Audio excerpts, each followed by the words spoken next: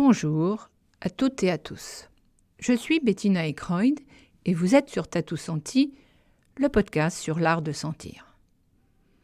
Si vous ne connaissez pas ce podcast, Tatou Senti, ce sont des échanges complices et fouillés, en résonance avec le parcours et les convictions de fortes personnalités du monde du parfum, des saveurs et du bien-être. En fait, c'est une opportunité pour eux de parler de leur actualité et de mettre en avant leur unicité, mais aussi leur créativité et leur audace. Et donc, au final, il s'agit d'un ensemble de pistes pour vous permettre et vous inciter à penser autrement. Pour la saison 3, Tatou Senti bouge. Et comment ? Je vais partir à l'étranger, à la rencontre toujours de passionnés du monde du parfum, des saveurs et du bien-être, mais je vais aussi explorer les actions et les prises de position de personnalités influentes sur le développement durable, mais toujours dans le monde du parfum, des saveurs et du bien-être. Pour ce qui en est de mes invités du bien-être, ils sont choisis pour leur sérieux, l'efficacité et l'impact de leur méthode sur le stress. Un autre point important pour moi, je teste pratiquement toujours pendant quelques mois la méthode. Et ainsi, sans stress, vous serez plus créatif et plus audacieux. Aujourd'hui, je quitte Paris pour Montpellier. Saviez-vous qu'elle a été la première capitale du parfum avant Grasse depuis le XVe siècle? C'est avec Arthur Dupuis, fondateur de l'atelier Arthur Dupuis, que nous allons découvrir la ville et son activité de parfum d'ambiance. Avant d'aller plus loin, c'est à mon tour de faire mon portrait chinois d'Arthur. S'il était une devise, je dirais innovation et audace. S'il était une passion, je dirais le parfum et les hôtels de luxe.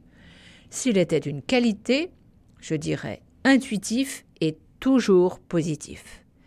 S'il était un chef d'entreprise, je dirais rien ne se fait sans son équipe avec une vision sur le long terme. Et pour vous dire, il m'a avoué que son rêve était de devenir un artisan de l'émotion, car avec l'odeur, on crée un lien social, un contact et un souvenir. Au vu de son parcours déjà bien accompli, où le hasard fait bien les choses et où sa bonne étoile lui a fait rencontrer les bonnes personnes, Arthur se sent habité d'une mission, redonner à Montpellier toutes ses lettres de noblesse du parfum sous toutes ses formes. Partons sans plus tarder à sa rencontre pour être au parfum à Montpellier. Bonjour Arthur. Bonjour Bettina.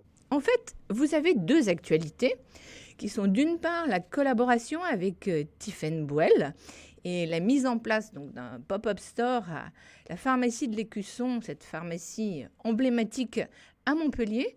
Donc racontez-nous comment ça s'est fait et comment vous avez rencontré Tiffaine. Écoutez, j'ai rencontré Tiffany par pur hasard lors d'un déjeuner entre amis en commun et Tiffany m'a montré tout son art, tout ce qu'elle sait faire autour de sa culture qui est franco-japonaise, donc un mélange entre les arts japonais et la modernité française, puisque c'est une artiste qui est complètement adaptée, entre guillemets, je dirais, au monde Instagram. Donc c'est très visuel, très graphique, très dansant, mouvant.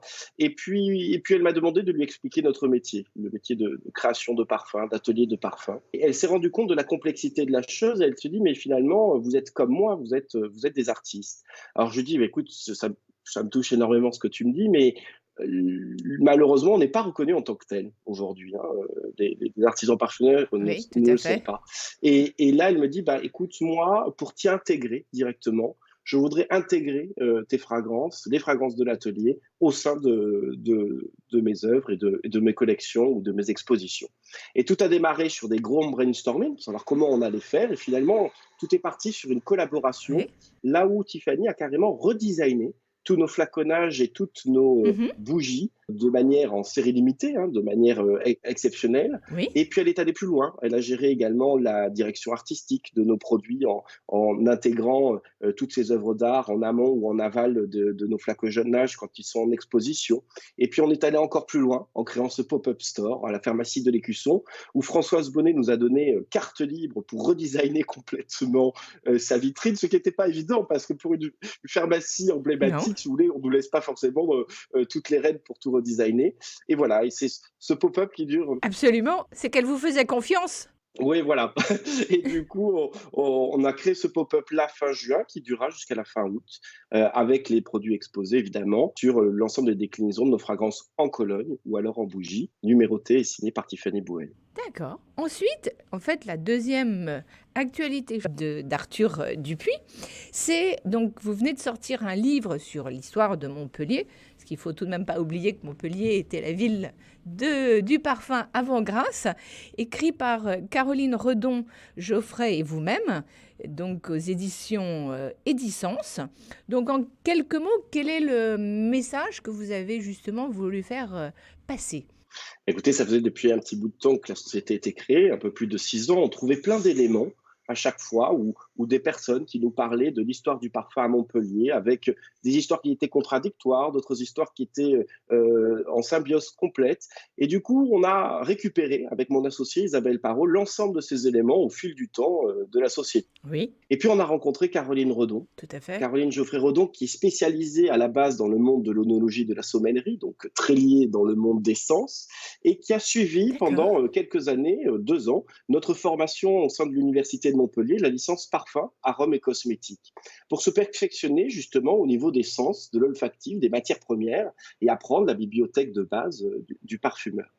Et en échangeant avec elle, tout a démarré sur ces échanges-là. Je me dis, c'est quand même incroyable. On ne trouve aucune donnée, aucun livre sur cette histoire du parfum à Montpellier. Oui, tout à Alors, fait. quelle est la base de cette histoire? C'est l'innovation. Oui. C'est-à-dire qu'on se rend compte que du XVe siècle jusqu'à aujourd'hui, il y a un fil rouge conducteur, finalement, grâce à l'Université de Montpellier, qui a 800 ans, qui a fêté ses 800 ans l'année dernière, c'est l'innovation. L'innovation de l'extraction, l'innovation des alcools les plus titrés avec Arnaud de Villeneuve, la création du Jardin des Plantes par Richet de Belleval pour Henri IV et le Centre de botanique et le droguier qui s'ensuivent. Donc finalement, les nés, les artisans parfumeurs, et à l'époque on les appelait des apothicaires parfumeurs parce Oui. qu'ils étaient Oui. justement liés avec ce monde de la médecine et de la pharmacie, Oui. eh bien se sont installés ici parce qu'ils avaient pignon sur rue sur toute cette technologie, toute cette innovation et toutes ces plantes à extraire directement avec un axe au sud de Montpellier du port de Latte pour pouvoir exporter ou importer n'importe quelle matière. Voilà, et c'est ce que raconte tout ce livre jusqu'à aujourd'hui. D'accord. Et qui fait effectivement, quelque part, toute cette innovation dont vous parlez, on va le découvrir au fur et à mesure du podcast, fait écho à comment vous avez justement bâti et construit Complètement. Arthur Dupuis. Mais avant ça, on va aller dans, je dirais, votre histoire et comment petit à petit vous avez cheminé avant de construire Arthur Dupuis. Donc en fait, quel est votre ou vos souvenirs olfactifs les plus forts? Ah, ben, je dirais que c'est lié à mon enfance, à la ville de Sète, Oui. là où je suis né. Je suis natif de la ville de Sète. Mon père était artiste et ma mère travaillait dans le monde du vin, travaille dans le monde du vin. Et si vous voulez, le monde de la mer, des bateaux, les balades sur l'étang de Thau, la mer Méditerranée, toutes ces odeurs très iodées, très embrun maritime, ces odeurs d'algues. Et puis ce Mont-Saint-Clair, là où on retrouve ces espèces végétales très sèches, le pin maritime, notamment des Oui. plantes aromatiques telles que du thym, du romarin.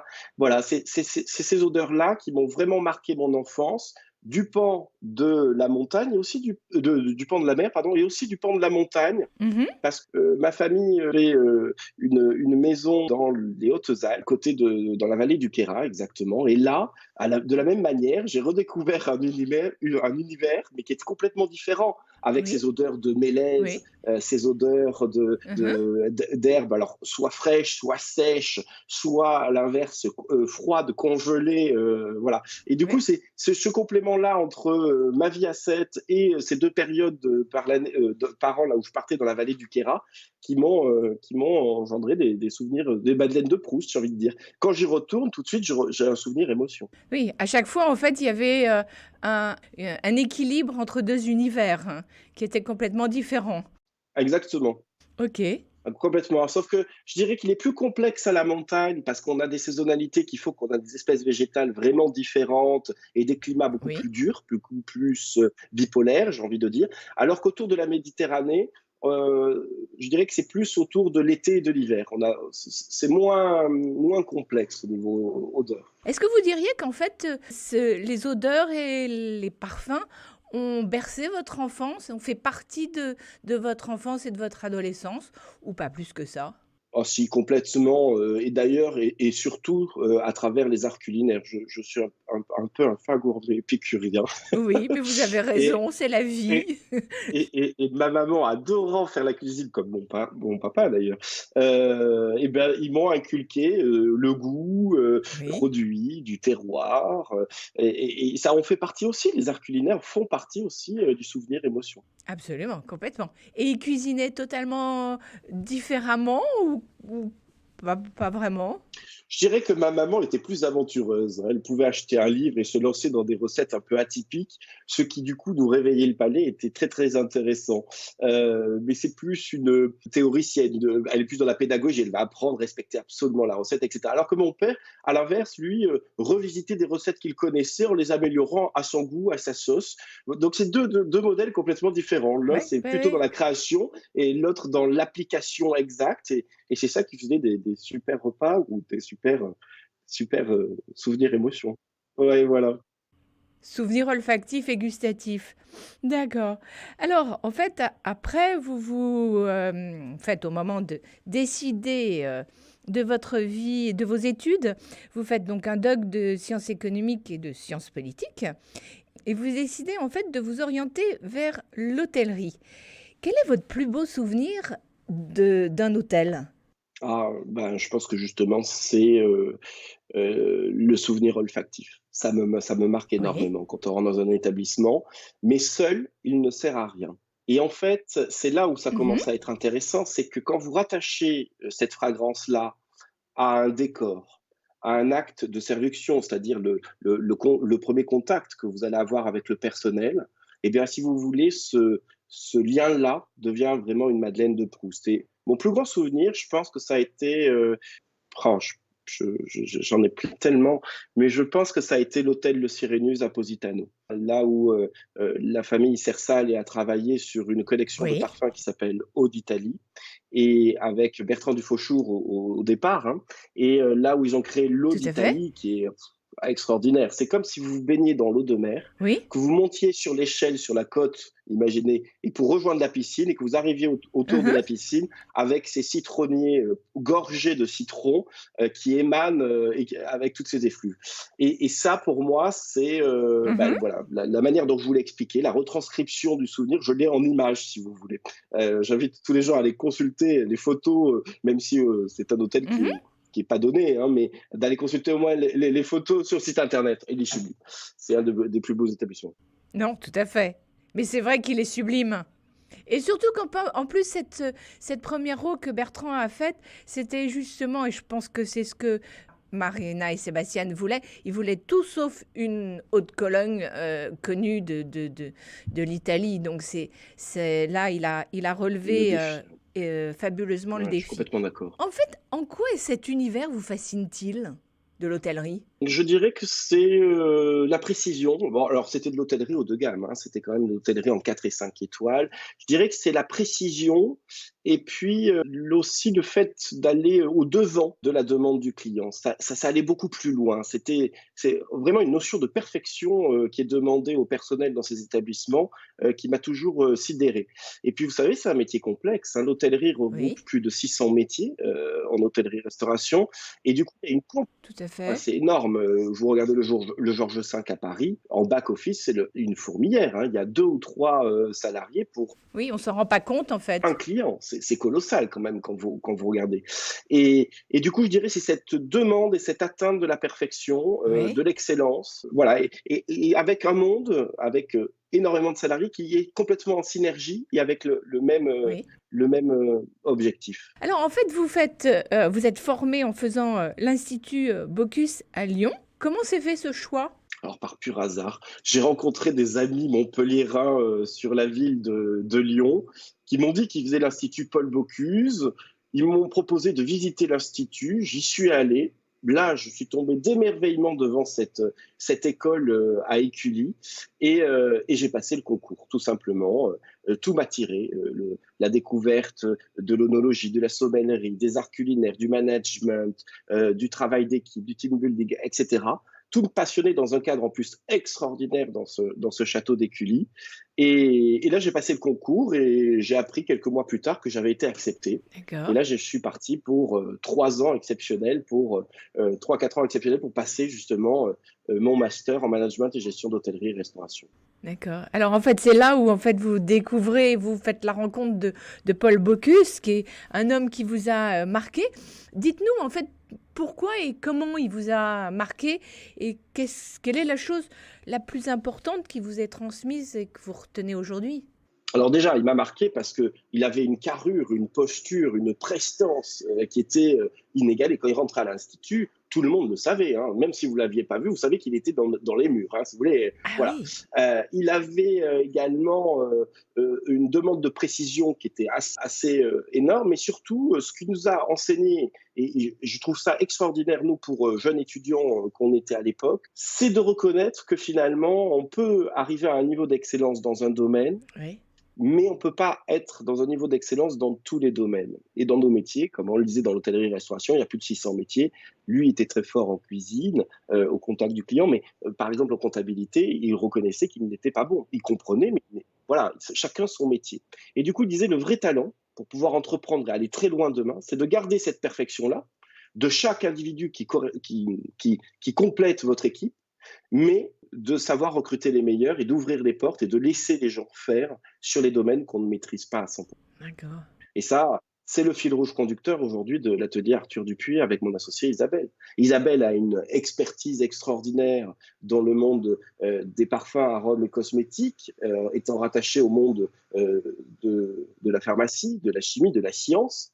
Moi, plus, du coup, vous l'aurez compris, au monde de la Oui. gestion, du management. Mhm. Et on a recruté, du coup, des collaborateurs qui ont une expertise, donc en marketing, en conception de produits, en graphisme, etc., pour compléter notre équipe. Avez-vous d'autres mentors qui vous ont marqué en dehors de lui ou c'est principalement lui?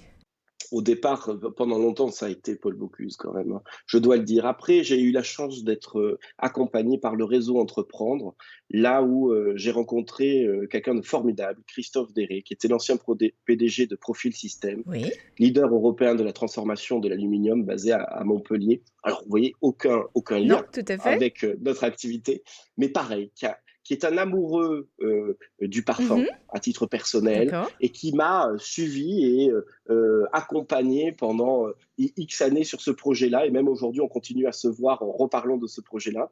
Et puis, je dirais aujourd'hui, mon investisseur, hein, Jean-Pierre Solignac, Oui.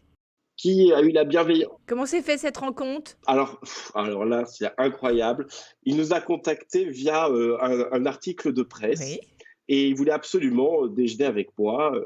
Et puis bon, je ne savais pas trop, vous comprenez, on vous appelle, vous ne connaissez pas la Non? personne, elle veut déjeuner avec vous. Bon, je ne savais pas, etc. Et puis là, on se rencontre lors de ce déjeuner-là et puis il me dit, bah, écoutez, asseyez-vous, je Oui. vais vous raconter mon histoire professionnelle, je vais vous dire ce que je fais aujourd'hui. Vous m'intéressez, ça me plaît. Moi, j'ai besoin de soutenir aussi des sociétés françaises, des jeunes qui croient en leurs projets, etc. Moi, je D'accord. vous suivrai et je vais vous suivre pendant très longtemps. Voilà. Et il m'a exposé tout ça pendant 1 heure et demie à table, à tel point qu'à la sortie, j'étais un peu tête en l'air. Je ne comprenais pas ce qui se passait. Je téléphonais à Isabelle, je lui dis, je ne comprends pas, il veut te rencontrer. Voilà, et tout s'est fait comme ça, et on est très content aujourd'hui de travailler avec Jean-Pierre, qui en plus a compris que la clé de voûte de l'atelier Arthur Dupuis, c'était l'innovation, et nous laisse carte libre, ou au contraire même, il enrichit notre brainstorming pour nous pousser encore plus loin, au-delà de nos limites dans le monde du parfum. Ah oui, c'est exceptionnel. Ah oui, c'est assez exceptionnel parce que parfois on se pose des questions, soit d'un point de vue technique, conception, marketing, marché de ma part, soit d'un point de vue formulation de la part d'Isabelle en se disant bah, c'est pas possible. Et là, il nous dit mais Ah oui. dites-moi pourquoi c'est pas possible. Et on lui explique. Et là, il dit bah, moi j'ai la solution. Voilà, parce que lui étant un ingénieur et un spécialiste de la mécanisation, de l'automatisation de la production de jus de parfum, d'arômes ou de tout autre liquide ou poudre, hein, avec une précision hors norme, Oui. équipant d'ailleurs les plus belles usines internationales de grandes marques ou de fournisseurs de grandes marques, eh bien, a la technologie pour pouvoir nous accompagner quand on a une problématique. Ouais. Donc c'est une vraie collaboration. Et ça, c'est cet échange-là, c'est une vraie collaboration, un vrai échange. Voilà. Alors parfois, on a des avis divergents. Donc, Oui. et j'ai envie de dire, bah, tant mieux, parce que ça serait toujours convergent. Oui, parce que ça nourrit. Voilà, exactement. Alors, divergent, parfois, ça nous vexe. Alors, du coup, on attend une semaine quand même, de l'un ou de l'autre côté. Et puis après, on se rencontre, on dit, bon, d'accord, on a compris, voilà, et on rééchange autour de ça. Donc, c'est super. Alors en fait, votre premier projet, parfum, vous me le racontiez, il s'est fait au sein de l'Institut. Donc dites-nous-en un peu plus. Alors, c'est un très beau projet qu'on a réalisé pour l'Hôtel Le Royal Place Bellecour, rattaché effectivement à l'Institut Paul Bocuse et au groupe Accor, sous la marque M Gallery du groupe Accor. Vous savez qui sont des hôtels de niche Oui. très personnalisés dans chaque ville. Cet hôtel Le Royal, que j'adore, qui se veut comme la maison lyonnaise par excellence, donc avec des toiles de Jouy, des foulards Oui. exposés, etc., chargé d'histoire, placé place Bellecour à Lyon. Et bien là, la thématique voulait qu'on rassemble 3 points primordiaux de la ville de Lyon. Mhm. 1, Lyon, capitale gastronomique française, voire internationale. Oui. 2, Lyon, connu et reconnu dans le monde pour la fête des Lumières, Mhm. bon, qui s'est développée dans d'autres villes aujourd'hui, mais qui à la base était née à Lyon, vraiment, là où on remerciait la Vierge Marie de la protection de la ville contre la pandémie de peste.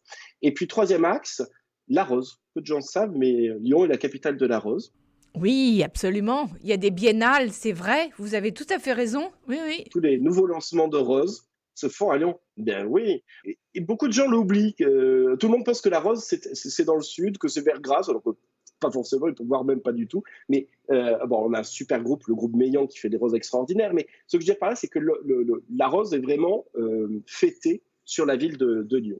Et là, eh bien, on s'est intéressé à cette histoire, finalement, d'échanges au cours du 15-16e siècle entre les villes cité-État de Lyon et de Florence, là où Lyon exportait énormément de soieries et de textiles, et là où, à l'inverse, ils importaient des frères Mhm. bénédictins, qui étaient basés en Italie, des fameux pots pourris, pour protéger, soi-disant, du bacille de la peste.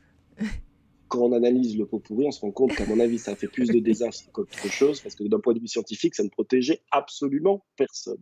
Mais Psychologiquement. c'est vrai que non, c'était surtout dû à l'odeur. Parce que si on a appelé ça la Oui. peste, c'est parce que les gens empestaient, puaient. Et du coup, ils pensaient qu'en se Oui. protégeant de l'odeur, ils allaient justement se protéger de ce fameux bacille.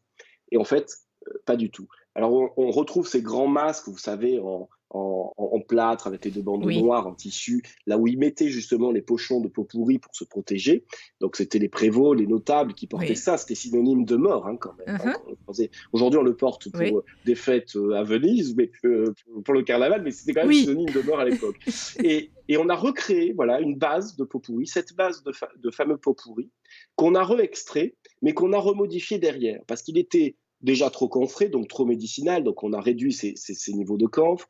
On a augmenté à l'inverse le niveau de rose en sourçant ces fameuses roses, un bouquet de roses autour de la rose de Monsieur Paul Bocuse, justement, pour recréer la signature olfactive. Alors, chose Oui. très particulière, c'est que c'est le premier parfum qu'on a réalisé. D'ailleurs, on était nuls au début, on a mis 8 mois pour réaliser un parfum. Mhm. Vous voyez, c'est une catastrophe, c'était absolument pas rentable. Hein. Mais ce parfum-là a une caractéristique, c'est qu'il est millésimé. De la même manière que quand vous appliquez une recette de Paul Bocuse disait, mais mon teint, il n'aura jamais la même Bien intensité d'une année sûr, sur tout à l'autre. fait. Mais j'en mets toujours la même dose. Finalement, Mhm, c'est comme un vin millésimé. Et bien, du coup, absolument. de la même manière, eh bien, vous allez millésimer le parfum en créant pas trop de quantité pour pouvoir l'écouler dans l'année et pour avoir un millésime indirectement du parfum qui va évoluer en fonction de la naturalité des plantes. Voilà, et je trouve ça une histoire magnifique. Absolument. Oui, oui. Parfum qui est toujours exploité au sein de l'hôtel Le Royal et sous forme de bougies parfumées, de diffusion d'ambiance. On le retrouve également à travers des porte-clés parfumés en céramique, des petits goodies, des sprays d'ambiance, etc. C'est un parfum qui plaît beaucoup et aujourd'hui, il y a même un client, c'est pour vous montrer à quel point la Madeleine de Proust fonctionne, même un client de l'hôtel qui a découvert l'hôtel, qui a passé un très bon séjour dans l'hôtel, qui habite à Tokyo et qui chaque année passe une Oui. commande du parfum de l'hôtel Royal pour aller le livrer à Tokyo. C'est quand même extraordinaire. Il paye plus de frais de port que de parfum, je Abso- pense. oui, oui, oui, oui. Mais c'est génial parce qu'en fait, il continue à avoir sa vie. Il s'est jamais arrêté. Exactement, exactement. Bah écoutez, bravo. Alors en fait, aujourd'hui, vous êtes à Montpellier. Qu'est-ce qui vous a décidé à venir dans cette ville et qu'est-ce que vous aimez dans cette ville? Alors, décidé à venir à Montpellier, j'avais fait déjà mes études primaires. J'étais sétois d'origine, je connaissais bien Montpellier. Beaucoup de mes amis habitent Montpellier et Paris, au niveau climat ou même taille de ville, ne m'a pas forcément Séduit. séduit. Voilà, donc quand on est du sud, c'est beaucoup plus dur pour nous de s'adapter au nord que sans inverse. Hein. Donc du coup, je voulais redescendre dans le sud. J'ai rencontré Françoise Bonnet, propriétaire de la pharmacie de l'Écusson, qui m'a intégré, inséré finalement dans ce monde du parfum et Oui, qui m'a présenté Isabelle Parot, que je connaissais pas, lors d'un dîner. d'accord. Et justement, on a démarré sur ce premier projet pour l'Institut Paul Bocuse, pour l'Hôtel Le Royal, avec Isabelle, là où je dis, oh là là, c'est dingue. Je sais exactement ce qu'il faudrait faire comme parfum. J'ai l'histoire, mais je sais pas comment le réaliser. Et Isabelle me répond à table, bah, c'est marrant, parce que moi, je sais exactement faire un parfum, mais je sais pas du tout ce qu'il faut faire, donc il faut me guider, mais je peux te faire le parfum. Et c'est là où la symbiose est née. Oui, tout à fait. Et la complémentarité entre vous?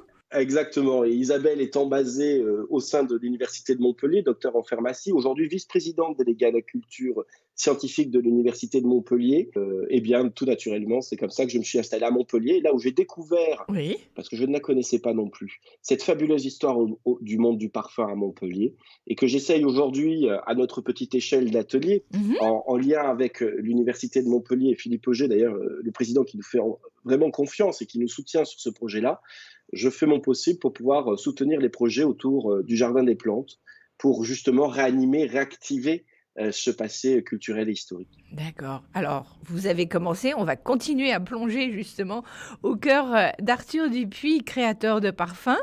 Donc, en fait, peut-être revenez quelques instants, comment se sont créés les liens avec l'Université de Montpellier, CNRS et ENSM, CM, et en fait, vos bureaux sont dans l'université. Donc, dites-nous un peu comment ça s'est fait au-delà d'Isabelle. Bien sûr. Alors là, c'est compliqué. Hein. Donc, c'est Isabelle qui a un vrai savoir-faire et qui a déposé du coup une déclaration de savoir-faire au sein de l'Université de Montpellier. Et là où on a, après la déposition de ce savoir-faire, acté un transfert justement de ce savoir-faire vers une société, une entité privée. Et en échange de quoi, l'atelier Arthur Dupuis, aujourd'hui, reverse des royalties fixe et variable en fonction de son chiffre d'affaires à l'Université de Montpellier, dans le but d'entretenir justement ce monde du parfum pour nos étudiants, nos 15-30 étudiants qui sont formés dans les parfums, arômes et cosmétiques. Alors, c'était une opération qui prend beaucoup de temps, hein, ça prend entre 2 et 3 ans de monter ces dossiers-là, c'est très administratif, Oui, c'est très technique aussi, hein, oui. donc c'est des gros rapports qu'il faut compléter et rendre, et c'est grâce à cette combinaison-là que l'atelier s'est créé sur la première signature de Paul Bocuse. En fait, avant d'aller un tout petit peu plus loin, dites-nous pourquoi vous avez décidé d'appeler ça Arthur Dupuis plus qu'un autre nom. Et donc, quelque part, de miser sur votre propre nom. Ah mais attendez, je voulais pas appeler ça Arthur Dupuis au début, hein, je vous rassure. Ah Ah ouais, oui. non, non, c'est en validant le parfum justement pour Monsieur Paul Bocuse et l'hôtel Le Royal, là où on me dit, mais comment s'appelle votre société? Oui, C'était notre premier projet, Bettina. On n'avait pas créé la société, on savait pas si le parfum allait leur plaire. Donc vous comprenez bien que le nom et le logo, oui, oui, je me suis oui. dit, bon, on verra plus tard, hein, on va déjà voir si ça plaît. Et du coup, là, on valide le parfum. On nous dit, c'est bon, on vous achète le parfum, on l'installe. Comment s'appelle votre société? Et là, je dis, ben, écoutez, je ne sais pas encore. On trouvera design parfum, parfum d'ambiance, je ne sais pas, on trouvera. Et là, lors d'un échange, Monsieur Paul me dit, mais c'est pas possible, mais vous vous appelez comment? Et je dis, bah, Arthur Dupuis. Et là, il me dit, eh ben, j'achète à Arthur Dupuis, donc la société Oui. s'appellera Arthur Dupuis. De toute façon, avec un nom pareil, de toute façon, alors moi je lui ai dit, mais c'est pas possible, je veux appeler ma société Arthur Dupuis. Il me dit, mais moi, je m'appelle bien Paul Oui. Bocuse. Alors vous disiez pas non à Monsieur Paul, hein, je vous rassure, hein. Et alors je lui dis, oui, mais vous, c'est Monsieur Paul, justement. Et il me dit, bon, écoutez, il me dit, de toute façon, avec un nom pareil, si vous réussissez pas en Asie et au Japon d'ici quelques dizaines d'années, c'est que vraiment vous êtes une grosse merde. Alors du coup, vous appelez ça Arthur Dupuis, et puis point final. Et le jour où vous changerez de nom, eh bien, on arrêtera de vous commander. Et c'est comme ça que la société Oui. s'appelait Arthur Dupuis. Alors au début, ça fait très drôle, Ben, c'est vous y étiez bizarre. habitué? Vous Et n'aviez puis plus le au choix? fil du temps, euh, ouais, on s'en détache. Et puis vous savez, aujourd'hui, on parle même plus de Arthur Dupuis ou de maison Arthur Dupuis. D'accord. Aujourd'hui, oui, on s'en rend compte, les clients parlent de l'atelier Oui. Arthur Dupuis.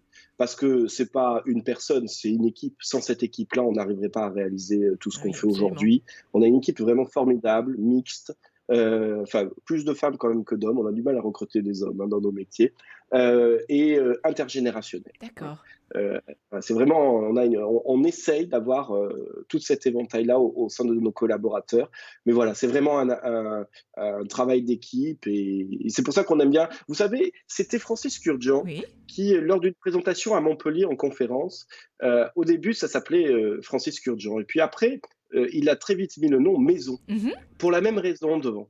Parce qu'il est toujours parti du principe que c'était une famille, que Tout à c'était fait. une équipe derrière. Et c'est pour ça, alors nous, on ne voulait pas parler de maison, parce qu'on n'est pas aussi connu que Francis, qui travaille avec des très très grandes marques au niveau international, en B2C, mais nous, on parle d'atelier parce qu'on pense qu'on est plus lié déjà au monde Tout à fait. À la artistique, création? au monde à la création, voilà exactement, et on teste beaucoup de nouveaux trucs. On est vraiment dans l'innovation. Donc on trouvait qu'atelier correspondait mieux à notre profil de société. D'accord. Alors d'ailleurs, en fait, un de vos atouts, c'est le sur-mesure. Et vous avez votre propre équipe de parfumeurs. Alors, racontez-nous, dites-nous pourquoi ce choix. Alors, pourquoi ce choix? Ben parce que on s'est rendu compte que malheureusement, et d'ailleurs notre investisseur le sait, c'est qu'on s'est rendu compte que le parfumeur travaillait aujourd'hui avec une palette de 2000 matières premières, 2000, 3000. Mhm. Alors que si on regarde l'état des matières premières au niveau mondial, on a potentiellement accès entre 15 000 et 18 000 matières premières. Bon, ça dépend des années, du sourcing, etc. Mais on a un très très large choix. Certains industriels, malheureusement, du monde du parfum ou de l'arôme, ont réduit leur palette pour le parfumeur. Je vous donne un exemple, plutôt que d'avoir, je dis n'importe quoi, 50 lavandes référencées chez votre fournisseur, ben aujourd'hui vous en avez une. C'est la lavande du groupe qui Mhm. fournit. Et c'est un peu dommage parce que ça limite le champ d'expression. Vous savez, c'est comme un peintre qui a une palette de couleurs. Et Tout si vous à fait. réduisez des couleurs, eh ben, il va moins arriver à pouvoir s'exprimer. Eh bien, nous, on fait l'inverse. Nous, déjà, on veut toutes les couleurs. Et puis, en plus, demain, avec nos Oui. programmes de R&D et d'innovation, on cherche à augmenter le nombre de couleurs, donc le nombre de matières premières. Donc, c'est vraiment dans cet objectif-là qu'on a internalisé notre création avec Isabelle notre parfumeur junior Elodie Fernandez. C'est de vraiment pourquoi? Parce on n'est pas des vendeurs de Oui. machines de diffusion de parfums avec des parfums catalogues, ce qui reviendrait à faire du logo olfactif avec des logos tout prêts, etc. On le voit avec ses cartes imprimées, etc. Nous, on fait la signature olfactive parce qu'on part de feuilles blanches pour créer le parfum du client. Oui. Si demain, le Mhm. client il va intégrer le thym de son jardin pour faire son parfum, on peut le faire. On l'extrait, on le fait, on D'accord. l'intègre. Oui. Donc ça va beaucoup plus loin qu'une simple notion de logo olfactif. D'ailleurs, les logos sont éphémères. Ils sont Oui. perpétuellement modifiés, Absolument. modernisés, etc. Nous, la signature olfactive, elle a pour but justement d'être un fil rouge conducteur de la marque sur le long terme. hein. Oui. Alors, je dis pas qu'on va on va pas la moderniser parce que la législation autour des parfums font que on est obligé de substituer certaines matières premières ou Oui. alors de les enlever Mmh. parce que on est obligé de lister trop d'ingrédients allergisants, etc. Donc, on va adapter la fragrance au fil du temps, mais on va garder ce fil rouge conducteur de l'odeur. Il y a un même esprit qui continue. Exactement, exactement. Donc voilà, donc d'où l'intérêt de créer du sur-mesure, du parfum sur-mesure pour ces établissements qui étaient très demandeurs au départ en hôtellerie-restauration, parce qu'ils en ont Tout marre à fait. d'avoir la même odeur que le voisin, d'avoir le Mmh. même produit cosmétique que le voisin. Et aujourd'hui, malheureusement, il n'y a pas assez de portefeuille de marques haut de gamme pour avoir sa propre identité dans une ville sur une même zone de chalandise. Et tout est parti justement de cette demande-là de l'hôtel de Royal, d'avoir sa propre signature olfactive, plutôt que d'avoir la xème figue de la planète qui n'a pas finalement de caractère propre. Mmh. D'accord et donc oui? L'idée, c'est vraiment de retransmettre les valeurs de la marque au client, hein. C'est un storytelling, un brief marketing qui est construit avec le client, avec des matières Oui. premières qui sont réellement très bien identifiées pour raconter cette histoire-là clairement. Alors tout à l'heure, vous avez, mentionné, la R&D et donc en fait, elle est importante chez vous. Pouvez-vous nous dire en quoi elle consiste et comment, elle s'est, construite petit à petit chez, Atelier, Arthur Dupuis? Bah, elle s'est construite par le savoir-faire d'Isabelle qui pilote toute cette équipe-là, qui est accompagnée aujourd'hui d'une équipe de 2 personnes sur ce plan-là. En fait, quand on a créé le parfum, la signature olfactive, beaucoup de clients derrière nous demandent de l'appliquer sur une multitude de supports différents. Mmh. Donc ça part par exemple de la diffusion dans l'air, dans un lobby d'accueil d'hôtel, aux bougies parfumées, Oui. aux sprays d'ambiance que l'on va retrouver en chambre, aux brumes d'oreiller, aux lignes de produits cosmétiques, etc., etc. Et parfois, certains clients nous demandent des projets inédits ou innovants. Donc, le premier axe de la R&D, Oui. c'est de développer des produits qui n'ont jamais été faits en termes de produits support. Donc, on a travaillé en collaboration avec d'autres sociétés externes, mais avec notre équipe de R&D pour développer, par exemple, un autocollant olfactif qui est collé sur une bouteille de vin, là où Oui. vous redécouvrez exactement Mmh. l'odeur, la rétro-olfaction du vin que vous allez déguster. On développe également on avait développé un prototype qui était génial d'un timbre pour une célèbre boisson grand public. Là où vous léchiez le timbre, vous aviez le Oui. goût de la boisson en question, vous le colliez sur l'enveloppe, ça diffusait l'odeur de la boisson en question pendant X semaines, donc une Oui. expérience client un peu inédite, Mmh. etc., etc. Alors, le premier axe, c'est vraiment le travail sur le support, et je vous parlerai après peut-être du monde du transport, qui a été un très gros axe, par exemple, de R&D sur le support là. Le deuxième axe de nos programmes de R&D, c'est justement d'augmenter cette palette de matières premières pour le parfumeur, en Mmh. ayant plus de couleurs, hein, comme je l'expliquais tout à Oui. l'heure, et en allant sourcer de la matière première qui, soit, un, n'a jamais été extraite, Oui. ou alors l'extraire de manière inédite, Mmh. et dernier axe, surtout et toujours en s'axant dans un green development à 100%. C'est-à-dire qu'on extrait de manière green, Oui. donc avec de l'eau, de la vapeur ou des alcools bio naturels. Et derrière, sur les déchets, on va identifier comment reconvertir les déchets issus de ce process d'extraction. Oui. Oui. Primordial pour nous. Oui. Oui. Oui. Donc, par exemple, là, on a extrait une nouvelle matière première sur le sud de l'Afrique, au Gabon. Oui. Cette matière première, quand on l'extrait, on obtient une huile essentielle, normale, on obtient de l'eau issue du process d'extraction et on obtient une matière inerte de l'autre côté.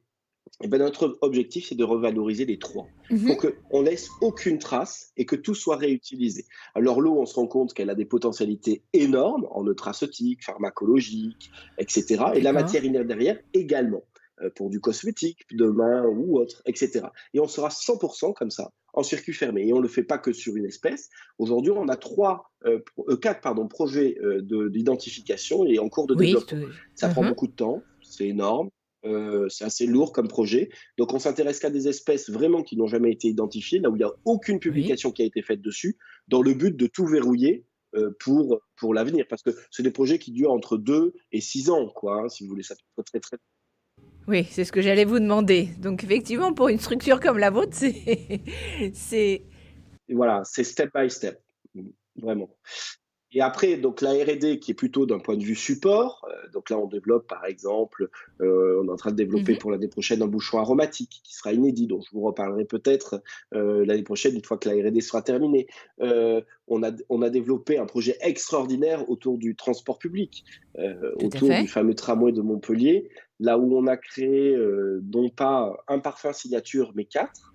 Un Mhm. par thématique des lignes de tramway, qui sont l'eau, la terre et le feu. Et on a recréé donc des parfums qui sont basés soit sur les espèces végétales autour de la ville de Montpellier, soit sur le patrimoine culturel ou architectural de la ville, pour recréer Mhm. ces quatre fragrances, qui ont été diffusées pendant une période pilote dans chacune des lignes de tramway de la ville de Montpellier. Ligne 1, ligne 2, ligne 3, ligne 4. Dans le but d'aider les non-voyants et malvoyants à se positionner dans l'espace, rien que par l'odeur. Oui, c'est ça qui est fabuleux. Donc c'est extraordinaire parce que l'auditif est très perturbé dans nos villes aujourd'hui. On a beaucoup de bruit dans les rues. Ah oui, on a une pollution sonore qui devient de plus en plus importante. Ah, exactement. Le tactile est inaccessible. Mhm. Comment on peut mettre en place des boutons en braille pour un non-voyant? C'est une aberration, vous voyez ce que je veux dire? Donc du coup, par l'odeur, à l'ouverture des portes, le consommateur lambda ou l'individu en situation de handicap sent la fragrance signature et reconnaît sa ligne, soit par mémorisation, par contact récurrent autour de cette ligne-là, soit par un système de pédagogie qu'on avait mis en place avec des cartes en braille Mhm. blanches Oui. dans lesquelles on avait intégré le parfum pour dire ceci l'odeur de votre ligne 1, 2, 3 ou 4. Et par un système de mémorisation en amont, eh bien, vous identifiez la ligne beaucoup mieux. Vous savez, à Montpellier, chacune des lignes a ses codes couleurs. Elles ne sont absolument pas mélangées. La ligne 1, c'est un ton de bleu, la ligne 2, c'est une autre couleur, la ligne 3, etc. Chacune a ses codes couleurs et ses graphismes très spécifiques. Aujourd'hui, un Montpellierin, quand il attend sur le quai de servitude du tramway à Montpellier et qu'il voit le tramway arriver, il ne regarde pas s'il y a marqué ligne 1, ligne 2, ligne 3 ou ligne 4 sur le fronton. Oui. Rien qu'à la couleur, il Oui. sait la ligne qui Ah arrive. oui, Vous voyez, c'est un vrai confort pour l'individu. tout Vous à voyez. fait. Sauf que sur le réseau, a été implanté 4 lignes supplémentaires, des lignes dites tampons, pour, quand il y a trop de flux sur la une, pour mettre des lignes en plus sur la ligne 1, par exemple. Et ces lignes-là sont noires. Vous ne pouvez pas voir la panique des gens quand ils voient une ligne noire arriver. Ils ne savent plus si c'est ligne 1, 2, 3 ou 4. Alors là, ils regardent les panneaux, ils regardent le fronton, est-ce que je monte dedans ou pas, etc. Voilà. Donc, vous voyez que une aide pour peut-être une petite partie de la population, peut-être une très grande aide pour toute la population d'un point de vue de confort. Et c'est ce qu'on a voulu prouver avec ce dispositif-là, qui a été suivi par une thèse Oui, CIFRE oui. de l'Université Paul Valéry de Montpellier, là où on a mesuré et quantifié et qualifié pendant 3 ans l'impact de la mise en place du dispositif. Et en fait, on se rend compte que la population avait un bien-être autour du transport en commun. On augmentait. Oui, c'était pas uniquement ces gens avec un handicap. C'est tout le monde en a bénéficié. Exactement, donc on augmente le confort, il y a moins de dégradation dans les transports publics. Votre trajet du point A à un point B, plutôt que de le considérer comme un trajet de déplacement, eh ben, comme vous êtes en good mood, Oui, eh ben, on s'est rendu compte qu'à la sortie du point B, eh ben, vous étiez plus cool, oui, en good mood, oui. peut-être plus envie d'aller visiter un musée, de manger une crêpe, je dis n'importe quoi, mais voilà. Et tout ça, ça compte, c'est du bien-être sur une métropole. Tout à Voilà, fait. alors ce projet-là a été développé par la suite en prototypage, pareil, sur la ville de Grenoble, qui est en cours de réflexion pour développer le projet sur l'ensemble du réseau de la ville de Grenoble. Oui. Et nous faisons partie des 2 finalistes pour le fameux réseau Île-de-France Mobilité de Paris pour 2024. Donc on croise les doigts et on continue à Tout répondre à à toutes les fait. questions et aux appels d'offres concernant l'appel d'offres pour la belle capitale parisienne. Bah écoutez, on vous souhaite le meilleur. En fait, donc votre premier cœur de métier, c'est l'hôtellerie, on vient de le voir. Mais quelles ont été vos réflexions sur le parfum dans ces lieux d'exception? Comment est-ce que vous avez pu faire évoluer ce médium qu'est le parfum dans ces lieux?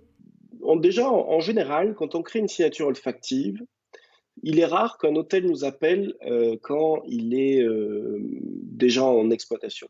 On nous appelle en général plutôt au niveau de la création de l'hôtel, du projet. D'accord. Et en général, le propriétaire ou le groupe qui est propriétaire de l'hôtel fait appel à un designer et on travaille directement avec le designer Mhm. qui sait exactement ce qu'il veut faire, Oui. ce qu'il veut retranscrire. Et on travaille souvent avec le designer. Par exemple, pour l'Hôtel national des arts et métiers à Paris, on a travaillé avec Raphaël Navo. C'était passionnant parce qu'il nous a expliqué exactement là où vous voulez aller et ce qu'il voulait faire. Et c'est comme ça qu'on a pu le retranscrire. En Oui. général, le designer nous fournit un moodboard de photos. Il nous fournit également le storytelling de ce qu'il veut raconter ou le brief marketing si il connaît ou comment ça se passe dans le monde du parfum. Et c'est à nous derrière de lui proposer des matières premières ou des pistes olfactives autour de son univers pour qu'il colle le mieux possible à son univers. Mhm. Derrière, en général, la signature olfactive est validée, choisie par le designer et diffusée au sein de l'établissement. Elle évolue peu, si ce n'est sous des contraintes plutôt réglementaires, mais par Oui. contre, elle est souvent déclinée. À la même image D'accord. qu'on a des parfums sur le market mass qui sont déclinés derrière en flinker, comme vous Oui. savez, voilà, donc thé, hiver, enfin, on a plein de sortes de flinkers maintenant, eh bien, ou eau de toilette concentrée, etc., eh bien, on va décliner le parfum de cette même manière-là pour l'établissement. C'est plutôt la demande, la tendance actuelle. Si vous avez aimé cette première partie de ma conversation avec Arthur Dupuis, je vous donne rendez-vous dimanche prochain à 17 h pour la suite. En attendant, sentez-vous bien.